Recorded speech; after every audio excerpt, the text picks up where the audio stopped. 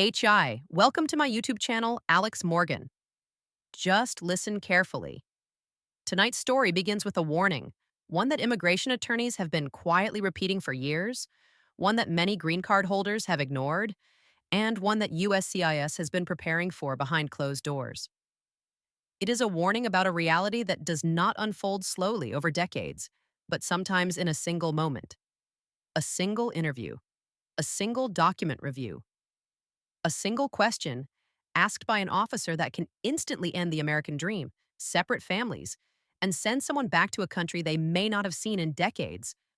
What many permanent residents do every day without fear, without hesitation, can cross a line that U.S. immigration law does not forgive. And once that line is crossed, there is no pause, no second chance, and no easy way back. For green card holders, the assumption of safety is one of the most dangerous beliefs of all. Permanent residency feels permanent. It feels earned. It feels protected. But USCIS does not see it that way. To the agency, a green card is conditional on behavior, compliance, and intent. And when officers believe that intent has changed or that the law has been violated, they do not hesitate. They respond with revocation notices, deportation proceedings, and decisions that cannot be undone. If you hold a green card, or if someone you love does, what you are about to hear may be the most important information you encounter this year, because the 5 reasons revealed in this report have already cost thousands of people their legal status, and most of them never saw it coming. For years, there were signs, not on mainstream news, not in public press conferences, but quiet signals that immigration enforcement was preparing for something more aggressive. USCIS has always been meticulous, but recently, that meticulousness became strategic. Enforcement actions followed a pattern, almost a rhythm, predictable enough that immigration attorneys learned how to anticipate them. But this year, that rhythm changed. Attorneys who track revocations began noticing troubling indicators: higher denial rates, longer processing times, more aggressive interview questions, and a sudden focus on cases that were approved many years ago. When USCIS grows quiet on policy announcements but loud on enforcement, it almost always means something serious is happening behind the scenes. This shift was not accidental. The agency has received more resources, more investigators, and expanded authority to re-examine cases that were once considered settled. Files approved decades ago are now being reopened, and this is where a dangerous misconception collapses. Permanent residency is not citizenship. It does not provide lifelong protection. It can be taken away. And increasingly, it is being taken away from people who believed they were untouchable. Recent immigration data revealed a significant uptick in revocation proceedings, including cases that had not been reviewed in over 15 years. These are not routine audits.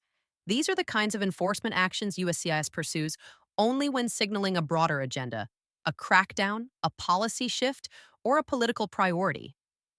Observers could not immediately tell which category this belonged to, or whether it was all 3 at once. But one thing was clear: USCIS had changed its posture. And when a federal agency shifts posture without public explanation, immigration lawyers pay very close attention. Tonight, we are breaking down the 5 most shocking reasons green card holders lose their status: staying outside the United States too long, failing to file U.S. taxes, certain criminal convictions, including ones many people believe are harmless, marriage fraud or misrepresentation, and finally, becoming a public charge. Each of these reasons has destroyed lives. Each is more common than most people realize. And each one is actively being enforced right now. Immigration attorneys are issuing warnings that are neither routine nor symbolic. They are urgent. Across consultation after consultation, legal experts describe the current environment as aggressive, unforgiving, and increasingly retroactive. That means USCIS is not just looking at what you are doing today. They are examining things you did years ago, decisions you thought were behind you. Knowledge alone is not enough. But those who educate themselves and act early are far less likely to become statistics in immigration court. One of the most common and dangerous mistakes is extended absence from the United States. USCIS has revoked green cards from individuals who stayed outside the country too long, even when the reason was a family emergency. If you remain outside the U.S. for more than 6 months, officers can question whether you abandoned your residency. If you stay outside for more than 1 year without a reentry permit, your green card is legally considered abandoned. These determinations are made at airports, consulates, and visa interviews abroad. USCIS does not just track your travel, it analyzes your intent. Your trip is evidence. Your absence tells a story. And if that story suggests you no longer consider the U.S. your permanent home, your residency can end instantly. The second major risk involves taxes, and this is where many green card holders unknowingly put themselves in danger. Permanent residents are required to file U.S. taxes on worldwide income, even if they live abroad and even if they earn nothing in the United States. USCIS has access to IRS records. When you apply for citizenship or when your file is reviewed, gaps appear. Questions are asked. And if those questions cannot be answered clearly, consequences follow. Failure to file taxes does not just affect naturalization. It can be used as proof that you abandoned your residency and can even trigger removal proceedings. Criminal convictions represent another major enforcement priority, and the definition of a deportable offense is far broader than most people expect. Certain theft crimes, drug offenses, even simple possession in some cases, can qualify as aggravated felonies under immigration law. Crimes involving moral turpitude, such as fraud, domestic violence, and some assaults, can be just as dangerous. Firearms offenses and multiple convictions that suggest a pattern of behavior can also result in revocation. USCIS is not always focused on a single mistake. They look at cumulative conduct. Patterns matter. Marriage fraud remains one of the most aggressively enforced areas. If your green card was obtained through marriage, USCIS can revisit that decision at any time. Years later, even after divorce, tips, neighbor interviews, social media activity, or inconsistencies in paperwork can trigger a full review. And the burden of proof falls entirely on you. You must demonstrate that your marriage was genuine.